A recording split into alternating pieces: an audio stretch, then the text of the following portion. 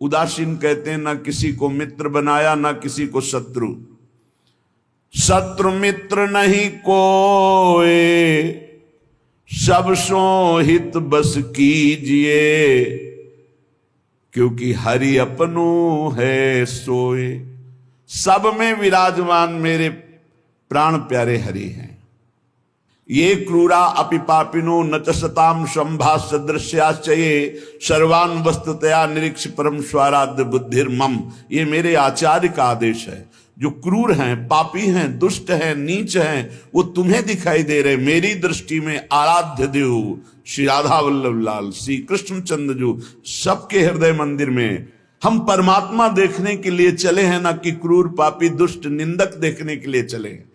हम साधना कर रहे हैं सब में परमात्मा का अनुभव करने के लिए। जड़ चैतन्य कछु नहीं दिखे, जहां दिखे तहां श्याम खड़े। ये सिद्धि है, ये साधना की परिपक्व अवस्था है कि अपने इष्ट को वासुदेवा स्वरमिति सा महात्मा सुदुर्लभा। हम उस मार्ग के पथिक हैं। सत्संग सुने तो बहुत सावधान होकर सुने, एक एक शब्द रहस्यपूर्ण होता है। भैया चाहे हीटर गर्म करे, चाहे फ्रिज ठंडा करे, चाहे एसी ठंडा वातावरण कर दे या हीटर गर्म वातावरण कर दे, बिजली दोनों में एक ही है। जो देखने वाला है कि हीटर का कारण बिजली, तो कूलर का कारण बिजली, फ्रिज का कारण बिजली, एसी का कारण बिजली, वो केवल बिजली देख रहा है कि इन यंत्रों में चलने की सामर्थ्य नहीं, ये बिजली से चल रहा है। लेकिन उस यंत्र का प्रभाव है कि वो गर्मी फेंकता है, उस यंत्र का प्रभाव शीतलता फेंकता है, पर दोनों का कारण बिजली है। ऐसे ही इस जड़ चैतन्य में, इस सत असत में, इस उच्च और नीच में, महात्मा और दुरात्मा में क्रियाएं जमीन आसमान का अंतर। पर साधक क्रिया दर्शन नहीं करता, साधक कारण तत्व को देखता है। तो कारण श्री हरिवंश भनम, कारण परम तत्व वही है, दूसरा नहीं। तुम्हारी दृष्टि स्थूल को देख रही है, शरीर और क्रियाओं को देख रही है, और संत और साधक भगवत मार्ग के पथिक उस तत्व का दर्शन करने निकले, तभी उन्हें तत्वदर्शी महात्मा कहा जाता है। इसीलिए अनाधिकारी संतों के वचनों का गूढ़ रहस्य न जानकर वो मनमानी आरोप थोप करके उनकी निंदा करके नरकगामी होता है। तो कह रहे हैं उदासीन जग में रहो। तुमसे कोई मित्रता का व्यवहार करे तो जय जय, और शत्रुता का व्यवहार करे तो जय जय, क्योंकि उसकी मति है। लेकिन मित्र और शत्रु व्यवहार है, लेकिन परमार्थ में नहीं। परमार्थ में वही परमात्म तत्व उसके हृदय में बैठा है, वही परमात्म तत्व मित्र के हृदय में बैठा है। तो उदासीन जग में रहे, शत्रु मित्र नहीं कोई, सबके हित की कीजिए। सबके हित की, सबका मंगल, ये परमार्थ के पथिक। ऐसे पापी से आपको बात नहीं करनी चाहिए, आपके यहां नहीं आना चाहिए। कौन पापी है? पापी कौन है? हमारी समझ में पापी उसे तुम कहते हो जो भूल गया है, अपने स्वरूप को भूल गया, भगवान का विस्मरण हो गया, वही माया के गर्त में गिर गया। तो हम लोगों का कार्य क्या है? भूले हुए को स्मृति प्रदान करना। ये जो ज्ञान है ये स्मृति प्रदान करता है। नष्टो मोहा स्मृति लब्धा तत्प्रसादान मयाच्युता। तो संतों के हृदय में बैठ के कौन बोलते हैं? गोविंद ही तो बोलते हैं। तो गोविंद की वाणी क्या करती? नष्टो मोहा, मोह का नाश करके और भगवत स्मृति जागृत कर दे। पापी से घृणा मत करो, उसका पाप दूर हो जाएगा तो महात्मा हो जाएगा। कोई दुरात्मा नहीं है, भूल है, भ्रम है, अज्ञान है, अविद्या है, इसका नाश हो जाए तो महात्मा ही है, वो परमात्मा ही है। यही बात समझने के लिए तो साधना की जाती है। इसलिए ना किसी से द्वेष करो, ना किसी से राग, ना किसी से अपनापन, ना किसी से परायापन, सब में एक श्री भगवान विराजमान है। ये जग सब है श्याम को, कासों की जय प्यार, कासों मानो बैरता वृथा होत है ख्वार। ये सारा संसार स्वयं श्याम सुंदर बने हुए हैं। मत्ता परतरम नान्यत किंचिदस्ति धनंजय, हे अर्जुन मेरे सिवा कुछ नहीं है, मैं ही मैं हूं। तो कह रहे फिर काहे को किसी से बैर करते हो, काहे किसी की निंदा करते हो। वो बैठा मुस्कुरा रहा है सच्चिदानंद की मैं छुपा छुपी का खेल खेल रहा हूं, तू पहचानने चला था, कहां पहचान पाया। मैं इस चादर को ओढ़े हुए जड़ चैतन्य की मैं ही विराजमान हूं, मुझको ढूंढ लो। संत खोजी होते हैं, क्या खोजते हैं, उसी परम तत्व को जो सब में विराजमान है। हरि इच्छा ही मानिए भली बात जो होए, जो बिगड़े सो जीव से ताको डारे धोए। उपासक अपने में कभी अहंकार न करे, जब अच्छे सद्गुण दिखाई दे तो हरि गुरु का प्रसाद है। अपने से गलती हो जाए तो उसे भगवान की इच्छा ना माने, ये हमारा अज्ञान है, ये हमारी गलती, हमारा दोष है, और उस दोष का प्रायश्चित करे, दंड दे, क्षमा ना करे। दूसरों को भले क्षमा कर दे, अपने मन को क्षमा ना करे। जो अपने मन को सब क्षमा करते, सब दूसरों के जरा से दोष को क्षमा नहीं कर सकते, अपने पहाड़ जैसे पाप को भी क्षमा कर देते। यहां सिद्धांत उल्टा है। परमार्थ का पथिक अपने राय भर के भी दोष को पहाड़ के समान मानकर उसका प्रायश्चित करता है, और दूसरे के पहाड़ के समान दोष को भी राय के समान भी नहीं मानता है। यह परमार्थ के पथिक का स्वभाव होता है। हमारे से अच्छा बन गया श्री गुरुदेव की कृपा, श्री लाडली जी की कृपा। बुरा हो गया ये मेरी गलती, मेरी वासना है, ये मेरा अहंकार है कहीं जो मेरे से गलती करवा दिया। यही बात गोस्वामी तुलसीदास जी कहते हैं, गुण तुम्हार समुझे निज दोषा, जय सब भांति तुम्हार भरोसा। सब प्रकार से आपके भरोसे है। जो गुण है वो हे हरि आपके प्रदत्त हैं, जो दोष है वो मैंने किया, मैं दोषी हूं। जो बिगड़े सो जीव सो ताको डारे धोए, उसका प्रायश्चित करे। सच्चा साधक कभी क्षमा नहीं करता अपने को, उसको प्रायश्चित गुरुजनों से मिलकर निश्चित करता है। जाओ इतने दिन व्रत रहो, परिक्रमा लगाओ, ये सब दंड मन को मिल रहा है, मन निर्मल होगा। अपने पापों को तो प्रायश्चित नहीं करते, दूसरे की जरा सी गलती को पहाड़ जैसा वर्णन कर देते। ये भगवान के दास नहीं होते, ये भगवत विमुख जन होते हैं। उरहरि पेरक जो करे, जोई सब कुछ होई, जीव आपनो मान सुख,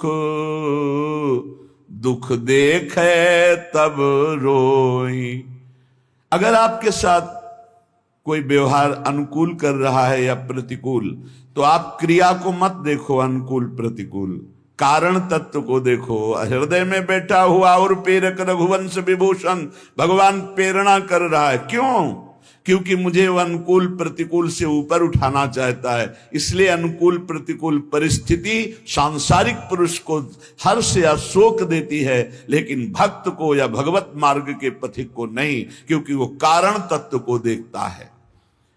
जब प्रभु अपनावे जीव को, तब ये तिरस्कार अपमान निंदा देते हैं।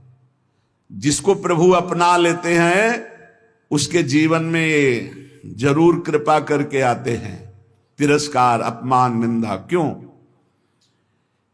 क्योंकि इसका एक चिपकाव का स्वभाव है। कोई जरा सा प्यार करे बस वो मान लेता ये मेरा।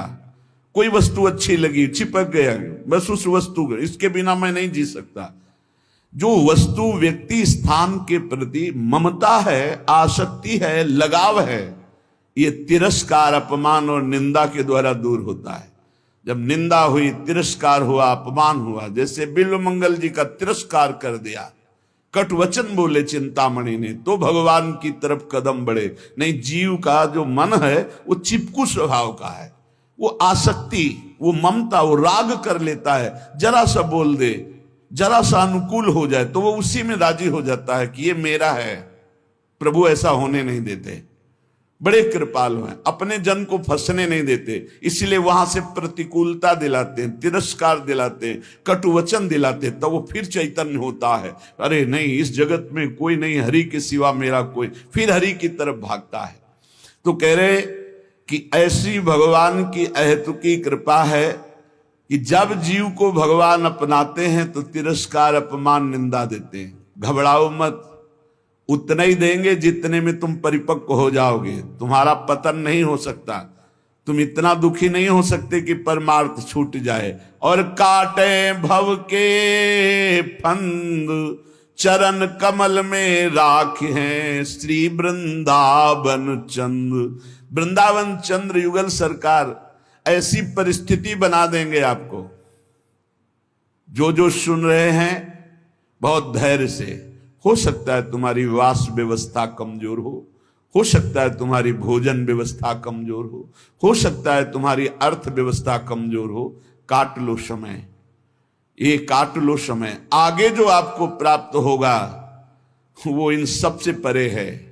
नाशवान परिस्थिति, नाशवान धन, नाशवान भोग, इससे परे अविनाशी परम पद मिलेगा। और ये हम विश्वास पूर्वक तुम्हें कह रहे हैं कि भगवान अपने भक्त के योगक्षेम का वहन करते हैं। आप निश्चिंत रहिए, इंतजार करो, ऊबना मत, कैसी भी परिस्थिति हो भागना मत। यहां हर एक को श्री जी देख रहे हैं। जितनी परिस्थिति में तुम्हें वो रख रहे हैं, तुम उसी के लायक हो। लायक का मतलब तुम्हारी अध्यात्म की स्थिति के लिए बहुत जरूरी है। नहीं, मेरी प्रियाजू के पास कुछ कमी नहीं है, वो आप देख रहे हैं, आप स्पष्ट देख रहे हैं, आप समझ नहीं सकते स्थिति को। अगर हम गिरिराज जी जाना चाहते हैं परिक्रमा लगाने, तो हमारे 2-3 ब्रजवासी थे, उनसे जाके कहते दंडवत बाबा गिरिराज जी जाना है ना आपको, क्योंकि 1-2 बार जैसे ये 30 रुपया लीजिए आने जाने का किराया। आप कैसे तुम्हें बताए, केवल भगवद आश्रय रखना। तुम्हें जो भोजन की समस्या, जो वस्त्र की समस्या, जो वास की समस्या, जो अपमान, जो परिस्थिति, ये बहुत जरूरी है। हम वंदना करते हैं उस परिस्थिति की, क्योंकि वही परिस्थिति शरणागति पुष्ट करती है। अन्य आश्रय मत ले लेना, अन्य भरोसा मत कर लेना। मेरी लाडली जो डायरेक्ट आपकी व्यवस्था संभाल रही हैं, यहां वही प्रवेश पा रहा जिसे श्री जी देख रही है। पर दुर्भाग्य है कि ऐसी करुणा होने पर भी वो अपराध करता है। वो करुणामयी स्वामिनी के भाव को न जानकर वृंदावन को एक शहर मानता है, और यहां आकर होटल में वास करके नाना प्रकार की कुचेष्टाएं करके पाप कमा कर जाता है। मेरी स्वामिनी जी की कृपा की अवहेलना करता है। प्रथम यथामति प्रणवं श्री वृंदावन अति रम्य, श्री राधिका कृपा बिनु सबके मनन गम्य। यहां प्रवेश भी नहीं कर सकते। जब स्वामिनी जी इतनी दयालु आपको कृपा की, आपका सौभाग्य वर्धन के लिए धाम बुलाया, तो यहां आकर थोड़ी तो साधना कर लो। यहां वो कार्य तो मत करो जो तुम्हें नरक ले जाने वाले हैं। वो समझ नहीं पाते हैं। ये कोई वृंदावन धाम है, कोई शहर नहीं, कोई नगर नहीं कि आप पैसे के बल से आए, होटल लिए, मनमानी खान पान, मनमानी भ्रष्टाचार का आचरण, तो तुम्हारी दुर्गति हो जाएगी। धाम को धाम की तरह सेवन करो, नहीं तुम मत आओ। दूर से चिंतन करो, प्रणाम कर लो, इतने में तुम्हारा मंगल हो जाएगा। यहां आओ तो धाम की तरह आओ। पहले तुम इस यहां प्रवेश होने के पहले अपने दिमाग में बैठा लो कि तुम जा कहा रहे हो। परम पावन श्री धाम वृंदावन का दर्शन करने, तो यहां दर्शन करो, उपवास करो, भजन करो, नाना प्रकार से भागवती का आचरण करो, परिक्रमा लगाओ, किसी संत की, ब्रजवासी की, गौ की, यहाँ के पशु पक्षी की हाँ सेवा बन जाए। किसी को खवा पिला दिया, चाहे वो पशु पक्षी ही क्यों ना हो, ये सब दिव्य महात्मा है, जीवन धन्य हो जाएगा। श्री जी करुणा करते, हम करुणा का अवहेलना, अपराध कर बैठते हैं। ये बिल्कुल सत्य बात समझिए। इतनी श्री जी की अपार कृपा कि तुम्हें धाम में, पर ये सत्संगहीन जन ये समझ नहीं पाते कि यहां का किया हुआ पाप कहां धोओगे।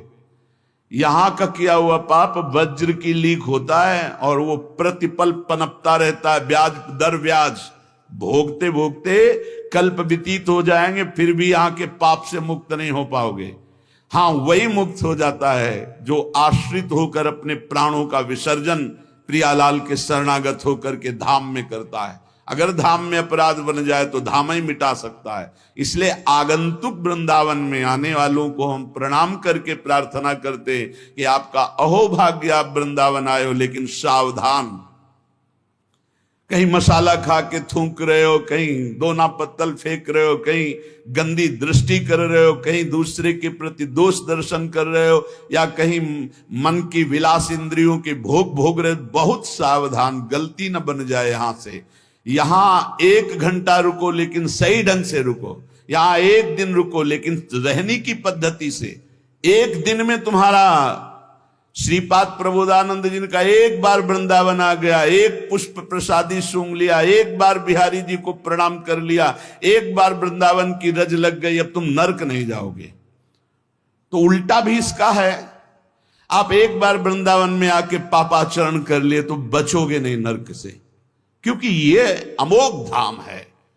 उपजाऊ भूमि में चाहे बमूल का पड़ जाए या गन्ना का पड़ जाए या दाक्षवारा का पड़, वो उपज जाएगी। आप बो क्या रहे हो वृंदावन में आकर? सत्कर्म भगवत भजन या दुष्कर्म पापाचरण। भगवत कृपा सब पर है, तुम्हें मनुष्य बनाया, धाम बुलाया, सत्संग करके दर्शन करके भगवत प्राप्ति का मार्ग पुष्ट कर सकते हो, पर मनमानी आचरण करके अपने जीवन को नष्ट कर सकते हो। इसलिए सावधान। जब जिस पर हरि कृपा करते हैं, हम वंदना करते हैं उस परिस्थिति का जिसमें कोई व्यवस्था ना हो और मन आश्रित हो जाए श्री जी की, ये बहुत बड़ी बात है। ये शायद ही कोई उपासक समझ पाएगा। हम प्रणाम करते हैं और धन्यवाद देते हैं परमात्मा कृपा को। जिस साधक के जीवन में अव्यवस्था हो, विपत्तियां हो, प्रतिकूलता हो और कोई प्यार करने वाला ना हो और केवल एकमात्र प्रियाजू के चरणों का भरोसा आ जाए, यही सबसे बड़ी सिद्धि है। ये अनुकूलता में नहीं होती भाई, ये होती ही नहीं अनुकूलता में। जितनी अनुकूलता मिलती उतनी इंद्रियां बहिर्मुख होकर के जगत को अपना मानने लगती हैं, व्यक्ति को, वस्तु को, स्थान को। इसलिए भगवान जिस पर विशेष कृपा करते हैं, अपनाते हैं, उसको सब तरह से मुक्त कर देते हैं। कहीं भी आसक्ति नहीं, कहीं भी ममता नहीं, कहीं भी राग नहीं। ये दुर्लभ मनुष्य देह है। ये बंधन काटने के लिए है, बंधन पुष्ट करने के लिए नहीं। ये बंधन है फंस जाना। आपके बिना नहीं जी सकते, वस्तु के बिना नहीं जी सकते, ये व्यवस्था के बिना नहीं, ये सब बंधन है। जीवन मुक्त की पहचान क्या है? ब्रह्मभूता प्रसन्नात्मा न सोचति न कांक्षति। सिद्ध बात है। ना कोई कामना है, ना कोई सोच है, एकमात्र परमात्मा चिंतन में डूबा हुआ वो जीवन मुक्त है। जिस जिस विषय को आप छोड़ते जा रहे हैं, संसार के उन विषयों से आप मुक्त होते चले जा रहे हैं। जिस जिस कामना को, जिस जिस व्यक्ति के संबंध को बिना आप इनको तोड़े जीवन मुक्त नहीं हो सकते। सबकी ममता ताग बटोरी, मम पद मनई बांध बर डोरी।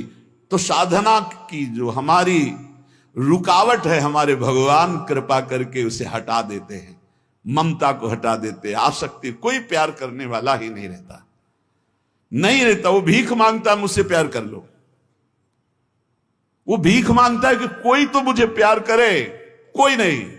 जहां वो जिधर दृष्टि डालता है उधर दृष्टि ही हटा दी जाती। बड़ा कृपा प्रसाद हरि का होता है, नहीं तो मन तो चिपकू स्वभाव का है। अब देख लीजिए, चक्रवर्ती सम्राट पद हरि के लिए छोड़ा, सुंदर रानियों को छोड़ा, पुत्र को छोड़ा, सब सुख छोड़ा और हिरण के बच्चे में फंस गए। ये बात हमको शिक्षा देने के लिए, नहीं तो वो तो भगवान के पुत्र हैं। ऋषभदेव भगवान का अवतार, उनके पुत्र हैं। और चक्रवर्ती सम्राट पद जिसके लिए छोड़ा, हिरण में कैसे फंस सकते हैं? ये हमको शिक्षा देने के लिए कि तुम किसी भी राग में भगवत प्राप्ति में बाधा पैदा कर सकते हो। तो भगवान जिस पर कृपा करते हैं वो स्वयं राग से बचा देते हैं। उसे कोई प्यार ही नहीं करता, उसे कोई अपना ही नहीं मानता। अगर वो किसी को अपना मान ले तो ऐसा वहां से कड़ुआहट दी जाती है कि दोबारा उधर अपना मानेगा ही नहीं। वो सीधे भगवान की तरफ चलेगा। ये भगवान की अहेतुकी कृपा होती है। श्रीपाद प्रबोधानंद जी महाराज कह रहे, निरस्त त्रैगुण्यम हरिरसद पुण्यम स्वकृपया धरण्यम तो भारतम विमल परमानंद सुघनम इदम वृंदारण्यम बहदतुल माधुर्य सुषमा महावन्यम धन्य सरयति बहुमान्य स्त्री जगताम।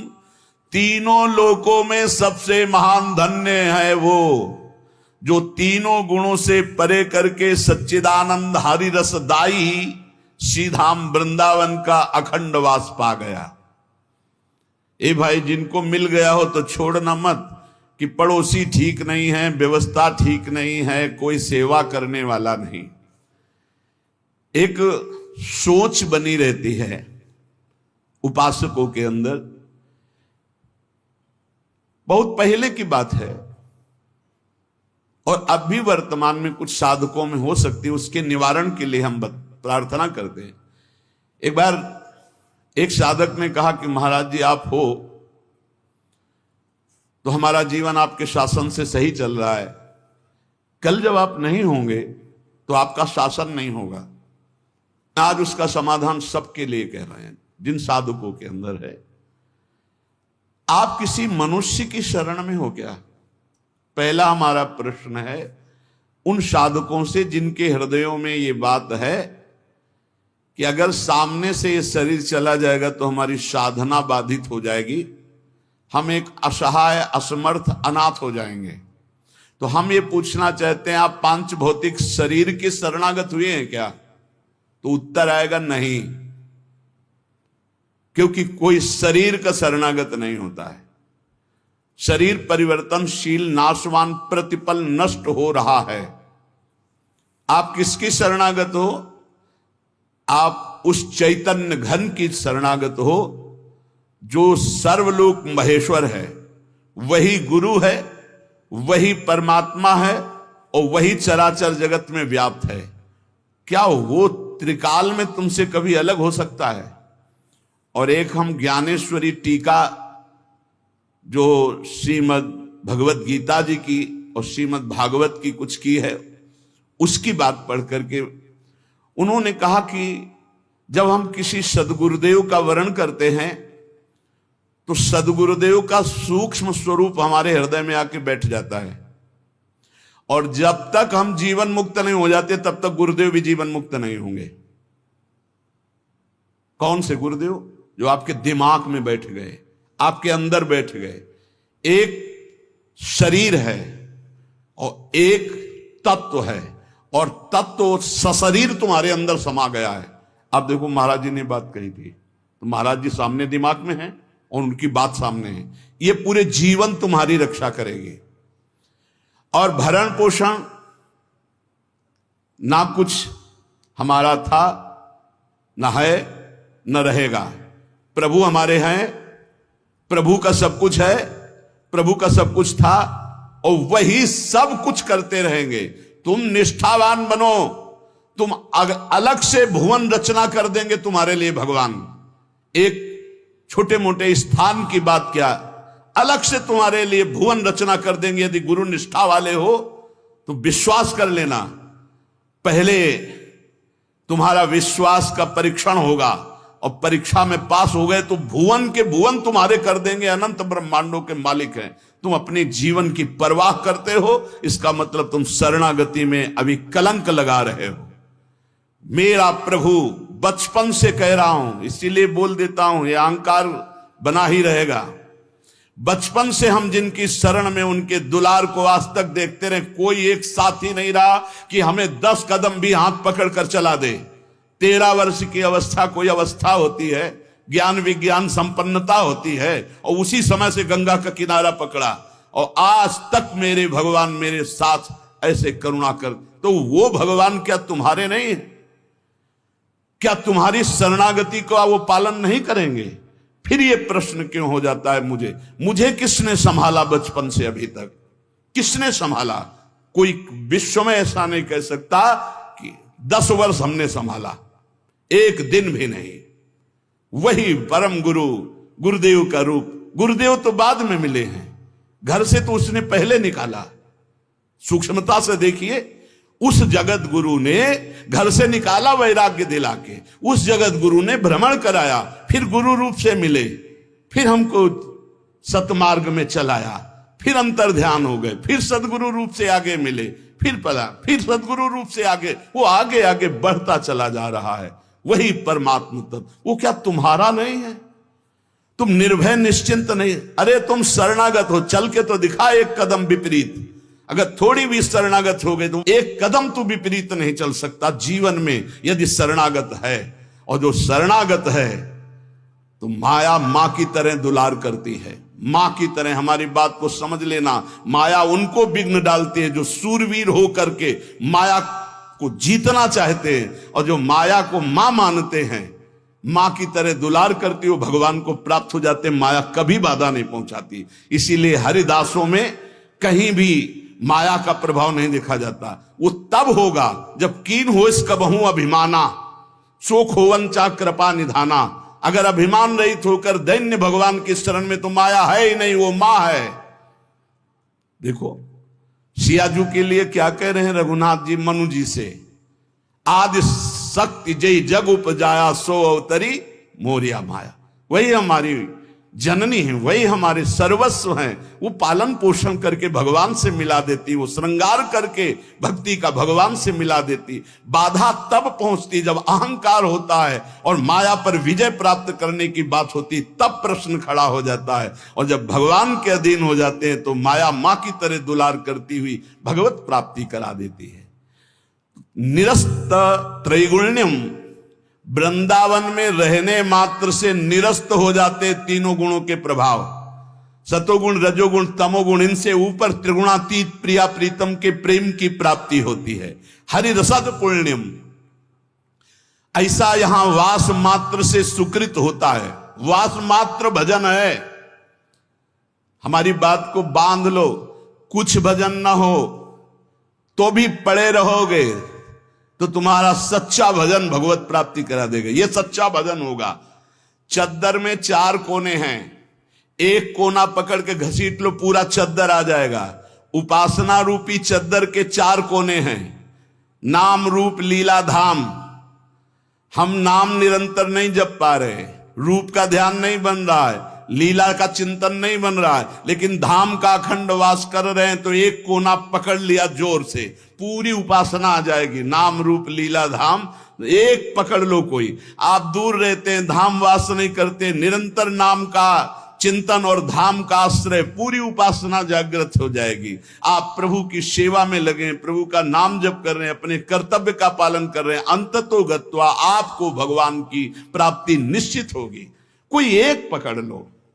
श्रीपाद कह रहे हैं, अतुलनीय महामाधुर्य सुखसार प्रदान करने वाला, तीनों गुणों को निरस्त करके हरिरस प्रदान करने वाला, वो महाभाग्यशाली है, त्रिभुवन में वंदनीय है, जो श्रीधाम वृंदावन का अखंड वास स्वीकार कर लिया। ये बड़ी दुर्लभ बात है। अखंड वृंदावन वास करते हुए बस वृंदावन बसिकै इतनो बड़ो सयान, और जुगल चरण के भजन भी निमिष न दीजे जान। जब प्रियालाल ने इतनी कृपा कर दी तो हमसे चूक कैसे हो जाएगी। हम हर समय श्यामा श्याम का सुमिरन करें।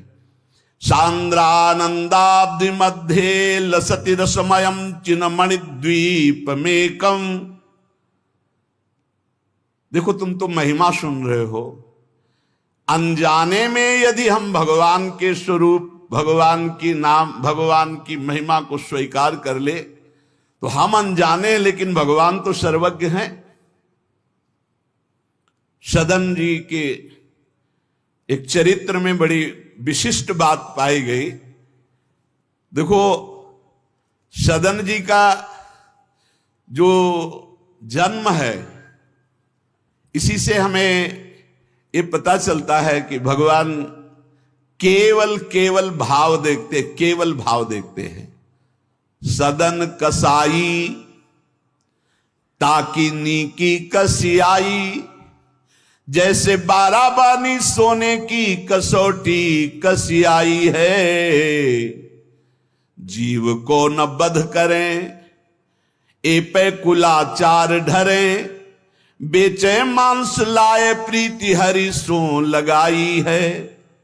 गंडकी को सुत बिन जाने, तासों तोल्यो करे, भरे दृग साधु आनि पूजे पे न भाई है।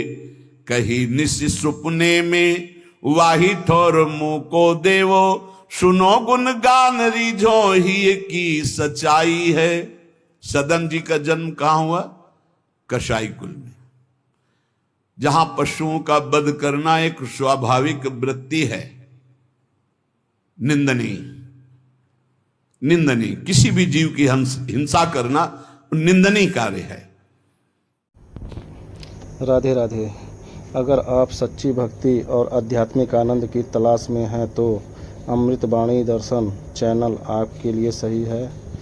आप लोग अपने इस YouTube परिवार अमृतवाणी दर्शन से जुड़े और रोज़ सुने महाराज जी की अमृतवाणी को, जो आपके जीवन को बदल देगी। चैनल को सब्सक्राइब करें, लाइक करें और कमेंट में राधे राधे लिखें और बेल आइकन दबाना ना भूलें और भक्ति की इस सुंदर यात्रा का हिस्सा बने। राधे राधे।